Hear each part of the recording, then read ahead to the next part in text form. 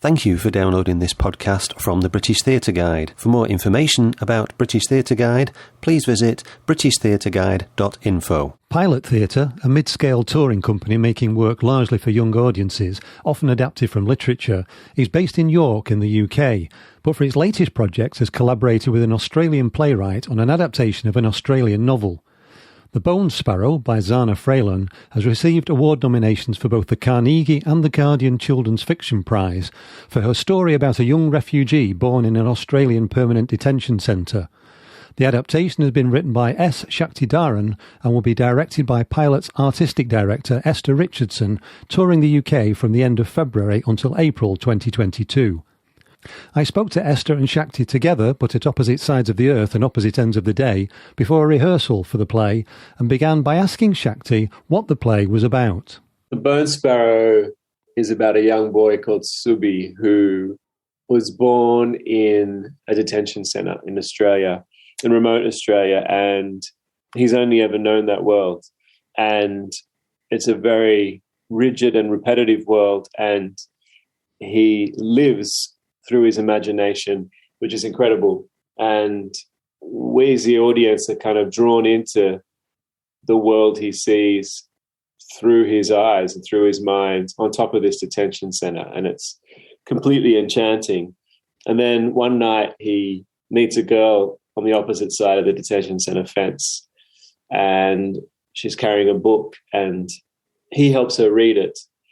And it is a fantastical story on kind of on a level of myth, and the friendship that grows between them happens at the same time as the reality of his life in the detention center, kind of bringing the edifice of his imagination to its knees, and he's forced to kind of understand who he is and where he is for the first time in his life. Well, it sounds fascinating as a story, but this is based on a book. You can see how all of that can come out in a book. On stage, how have you managed to bring out all these leaps of imagination and delves into his thoughts? That's a bit more of a challenge, isn't it? On stage, we've created a very simple setting in a way, which is the detention centre itself.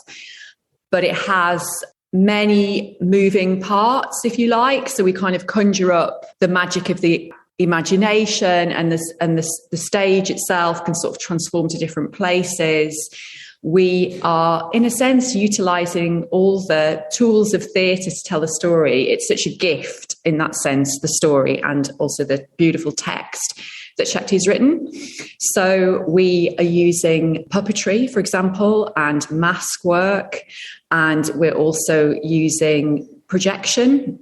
And there's a really gorgeous visual world that comes to life. So you've kind of got these very contrasting worlds of the harsh, stark reality of this detention centre that's extremely brutal, but the wild freeness, in a way, of Subi's imagination, where he can go anywhere and where a little plastic duck can suddenly start speaking to him, and all kinds of things become possible. That sounds like a lot of stuff to tour with. You're not kidding. It's we pride ourselves on our level of ambition at Pilot, and we do enjoy a challenge, and we enjoy making big-hearted work that is ambitious for primarily teenage audiences. And we think that they should have the same quality of production in a way that anybody else would expect to have. So you're quite correct that it's ambitious, and that there are these many elements, but with such a skilled team who are used to being on the road, and the fantastic Pilot Consortium who support all of our productions, we're lucky, we're fortunate that these things are possible for us to do. Yeah. But there's lots of conversations behind the scenes happening right now about how we're going to, get these beautiful puppet elements and mask elements that Alison's made into special boxes so they don't get crushed by big pieces of metal. There's those sorts of conversations go on for weeks and weeks in the background of the project. So my team will be pulling faces probably when they're hearing this podcast back. Yeah. I can just imagine the production meetings when you detail all that and they go, okay, so we've got to do all this, have we? I think all of us who make theatre in this country, and especially at the moment, we're kind of in it for the love, right? We're in it because we kind of must love a challenge. And especially right now, geez, you know, it's challenging at the best of times, but chuck in a pandemic as well.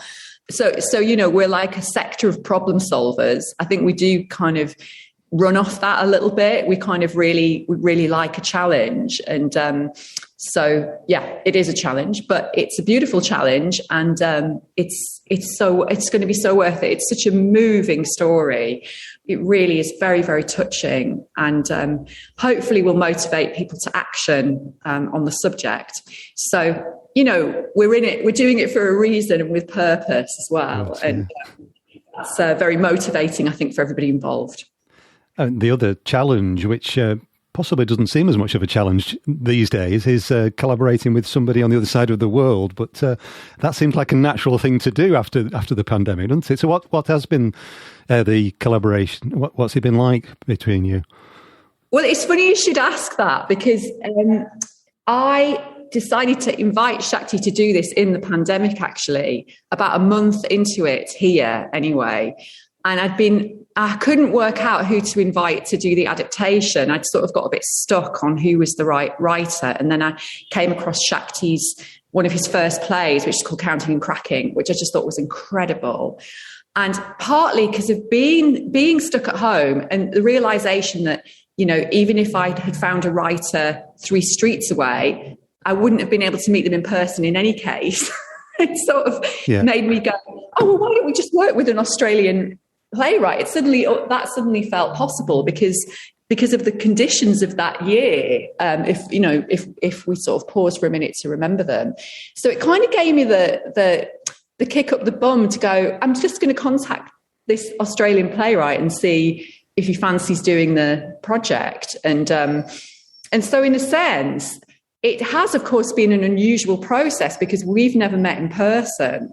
And so there's a huge amount of trust and generosity and, just faith that I think that's required, especially in a process like this. Yeah. But it's been really lovely. I mean, I've really, I was saying this to someone yesterday who was also asking me about it. I do feel very nourished by all the conversations that we've had about the text right from the start. And in a weird way, one thing about Zoom is that it does sort of sharpen up, you know, the mind, because it's not a very social space, is it? So you sort of do find yourself having to get on with it and be just really upfront about what your feeling is about something. And so I feel as though from the very first conversations, we shared a vision for what was really important in the story and what we wanted to really bring to the fore. So it's been beautiful from my point of view till now. It's been really enjoyable. Although it's obviously, it's at the moment it's challenging for us both because of things like the time difference. Yes. I'm sort of aware, poor Shak's going to wake up in the morning with this massive email, probably vice versa. I think we've found a way to make it work. I don't know how you feel. You might feel very differently. I've had a wonderful experience, and the work, it's kind of been fascinating on an intellectual level because it's been an opportunity to understand 2 different possible contexts for a work and find where they meet, because it is, Zana's original book is quite clearly about an Australian detention centre, not a specific one, but set in Australia. But the audiences that are meeting this work are all over the UK, and so there's 2 different kind of potential resonances for the work, and I think it's been really rigorous for us actually to make sure that we understand how to serve both of those. But also I feel like the kinds of things that could trip us up, obviously it's dangerous answering this question we still haven't opened yet, but kinds of things that could trip us up have been okay, because we've really, I think the first few Zooms were able to kind of talk about the values with which we approach work. And, so there's a kind of, it's very important to me that we had a relationship with the Rohingya community, for example, in the development of this work. But that was equally important to Pilot and to Esther, and the assistant director, Sirazul, is from that community. And And also because, as you, David, hinted at with your first question, it's an active adaptation of a book which is essentially about a boy's interior monologue. So you kind of have to, in writing an adaptation, you have to address the theatricality of the work immediately, because it can't stay as it is in the book. And so, you know, Esther and I were talking about puppets pretty early on. So, so I think, the community relationships, the theatricality, like we really addressed that stuff early on. And I think that's been smooth, I think, because of things like that. Yeah. I mean, one of the most successful plays of the last few years in the UK is one that based on a book that was entirely an interior monologue of a horse. So, anything is possible, really, isn't it, when you look at it in those terms? That's right. I think it's the beauty of theatre, right? Yeah, absolutely, yeah. But there are important issues about immigration and detention, and the book was written about Australia, and you're in Australia, and it's being produced as a play in the UK, but the situations are very different in the two countries, I would imagine. Although I've read about the Australian solution, which sounds quite sinister. What are the differences? What is the situation in Australia at the moment? It doesn't have a great reputation for the way it treats immigrants, does it? No, I think unfortunately we've kind of become famous for a way of dealing with asylum seekers in which the professed solution is to put them inside a detention centre indefinitely, with the goal being that it is that anyone seeing that would not want to come to that country. Yeah, like a deterrent. Exactly, yeah. A very kind of extreme one. And, I think that it has become a feature of border security, immigration policy, our elections, cultural and social conversations now in Australia for like 20 plus years. And there are still people in detention now. And I think that at the crux of it, and that this play explores this quite openly, it asks us if can society come up with a better solution than having to sacrifice a certain group of people with almost permanent imprisonment in order to prove a policy point. And surely we can figure out a better way than that. And that it doesn't seem just that some people are more equal than others. And so, that's kind of the Australian context. But what I love about the book, and I hope that we've brought to the stage, I'm sure we have, is the book does two things in that otherwise quite dark context. One, it offers an incredible window into this boy's imagination, which is it's kind of irresistible, really, in its charm. But secondly, it has all these great relationships in it. The boy has a very interesting and at times highly positive relationship with the detention centre guard. He has a complex relationship with his own family. And of course, he has this friendship with the girl on the other side of the fence, someone who's not a recent refugee. And so inside this setting, it also explores all the beautiful solidarities that we've seen come up in the Australian context as well, between people in detention and also those who work in that system and communities who live beside those people in detention. And they're all really quite hopeful and beautiful moments of solidarity between people that have come through that issue. And that's in the show as well. And the book has done very well. It's been shortlisted for some major prizes. Has it actually provoked any political discussion about this issue in Australia? To be honest, I think that's a better question for Zana to answer. There has been endless political discussion about this issue in Australia. yeah, I'm sure, yeah. As there has here as well, yeah. I think it's quite different in the UK, and Esther can talk more about that. But it's not lack of discussion in Australia. It is the fact that, one, I don't think actual asylum seeker and refugee voices have been at the centre of that discussion. And that's somewhere where theatre can play a big role, because we can allow those communities to have a more powerful voice again in how they're talked about. And as is the case, I think, in a lot of the Western world, those communities are talked about rather than with or empowered to talk for themselves. And that's certainly been the case here in Australia. And I think the other thing that's happened is there's been a great dehumanizing of those people in detention. Despite the endless political discussion, I think a lot of Australians still don't understand who those people are in detention as everyday humans, why they decided to make that incredibly complex and difficult decision to leave their homelands and do something so dangerous as to take a risky journey to Australia, and how they now feel being imprisoned without an end in sight. And so the rehumanization of those stories is incredibly important too. And again, I think something only is where the arts has a vital role to play. Yeah. Stories do bring that humanity, don't they, into an abstract issue. Yeah, and in all their complexity too. It's not a black and white thing. No, absolutely, yeah. Esther, you're communicating this story to young people, to teenagers largely. Are you putting this to them as a story about a distant land, or are you drawing some parallels with what's happening? I mean, I can see there are obvious parallels there just from the way Shakthi was talking, but are you making those clear, or do you think they're obvious enough? I think two things in answer to that, really. One is that we are embracing the specificity of the Australian setting in order to make the story feel as universal as possible in a way. So we're trying to make the world totally credible.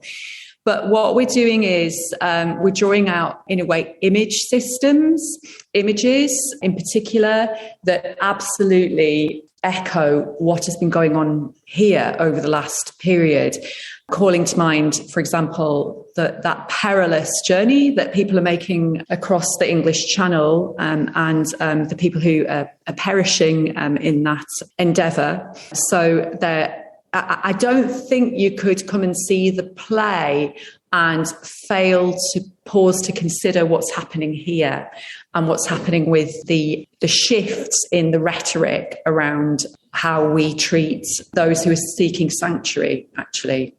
It's a very troubling period, I think, that we're in with all of that, and with the current thinking and drive to, in a sense, borrow from the Australian solution, as you put it, and Priti Patel's ideas about us having an island off Africa, for example, where we remove people. It's interesting that Yarl's Wood, which was a place where those seeking sanctuary were often detained, not indefinitely, but for a period of time. And I know some people who were detained at Yarl's Wood. Is now very clearly called Yarl's Wood Removal Centre. So the kind of language is about people being removed. Yeah. Very impersonal as well, isn't it? Yeah. So it's. I think the story is very powerful. I think that we will continue to make, to be true to the original context of the book, in a sense, which is this Australian setting. But I think that you will come to it and you will not fail to see the parallels. Yeah. Have you been able to discuss these issues with young people? Because they are quite often engaged with issues like this more than adults. But I know you often do research with young people about the plays that you're doing. Have you been able to do that this time? Yeah, absolutely. So we start the process. We around the time that Shakthi started writing the script, it all sort of happened at the same time, which was lovely. We actually started the process of research with a group of young people in the pandemic online. And so we then end up with resources, which are brilliant, which we're able to respond to, which is what kind of things do they really love about the book, and what kind of things to them are sort of problematic or questions that they have in the book. So that actually fed into the process from the beginning, really. And a number of groups of young people read the first draft and fed back on it, for example. We've also, in parallel to the project... I wasn't just getting Esther's notes. Holly was also sending me notes from kids and from... and other groups that I think Esther's about to talk about. Because that's actually really important, because it's all very well me having my hunch about, I think on stage we could improve the narrative by moving in this direction. It's so incisive, I think, the feedback that you get from young people who've read the book. It's absolutely terrific to get that. So we would do that anyway, as a matter of course, but we have also been doing some work with refugee groups as well, and we're continuing to do that. It's quite an important part of our work. It's almost like a parallel strand. And Sirizul Islam, who is from the Rohingya community and is a young man who's training to be a lawyer now, but who grew up in Cox's Bazar, which is one of the biggest refugee camps in the world. He has been involved, I think, for around a year, just over a year in the project, and also was fed back and is the assistant director. So he is, in a way, the expert in the room on that whole topic, and is really quite an extraordinary person who speaks, UN things and gatherings of people to discuss exactly this topic on a kind of global level, actually. Yeah. He's quite often busy because he's doing a big talk on, with some incredible group. So we kind of are so fortunate and privileged that we've been able to have the involvement of people like that from the start, really. And as Shakthi just said, we take that commentary and that feedback really seriously, and it all kind of flows into the whole process of the show. In some senses, the play itself, the production, it is the tip of the iceberg, and there is all of this work that sort of supports that isn't immediately visible when you come and see the production, but it's absolutely contributed to it. And we'd be somewhere very different had we not had all of that input. So what's that been like for you, Shakthi, as a way of working? Has that been unusual for you? No, that's the unusual in this respect is my normality. Right. And I've only been writing plays very recently in my career, and before that I was a community artist, and so I've still got a long way to go, hopefully. But I spent the majority of the beginning part of my career working with communities and helping those who don't have much of a voice build their capacity to have a powerful voice. And so for me, a process which is highly collaborative involves partnerships and narrative power with groups that aren't necessarily artists, and tackling these kinds of themes and subjects with not political point scoring on either side of a supposed fence, but trying to create complex humans who show the glorious complexity that sits at all these issues, and the people who struggle with them and live through them, is always the kind of work I do, perhaps naively or stupidly, considering how multi-layered it can be. But it's been a wonderful process to do it with Pilot, and you can feel it. It's a very moving as well as beautiful work. You're involved with a company called Co-Curious, aren't you? Isn't that this type of work? Yeah, it is. So I set up a company called Curious Works when I was coming out of university, which looks at grassroots community arts projects, like kind of really long-term projects for about 6 to 9 years with communities, where we'd identify cultural leaders and build their capacity and try to make ourselves redundant in that community by them taking it over. And they're still going. And then Co-Curious was set up between myself and my colleague as a sister company, because we realized that methodology had a lot of use at the so-called bigger end of town. And we kind of taken that methodology into what we call over here main stage theatre, or the biggest theatre companies, as well as more big or high-end film production. And so actually there's a feature film, our first feature film, which opened Sydney Film Festival, was the opening night film festival, is in cinemas tomorrow. So wow. Fingers crossed it goes well. Yeah. I know Esther's got to get off to rehearsals, I think. So just to finish off, can you both say what you want audiences to come away with from seeing this? What message do you want them to come away with? Well, in the closing scene of the play, without spoiling it, I think what's really beautiful about how Shakthi's written that scene is that it shows us, or reminds us, that we have choices and that we can choose to take a stand. And for me, I think above everything else, that's what I'd really like the audience to take away. Okay. Shakthi? I think that I would love it if audiences came to this work and found themselves immersed in a world that at first seems so different to anything they've ever known. And the more they're drawn into it, the more they realize that the people they're seeing on stage are more similar to them than they realize, and that they might do the same things in that situation and come away looking at issues that seemed distant through more of a lens of a shared humanity and a basis of commonality. That was writer S Shakthidharan and director Esther Richardson talking about the pilot theatre production of The Bone Sparrow, adapted from the novel by Zana Fraillon, which will open at York Theatre Royal on the 25th of February 2022, then tour to Theatre Royal Bury St Edmonds, Derby Theatre, Belgrade Theatre Coventry and Mercury Theatre Colchester, before ending at Theatre Peckham in April.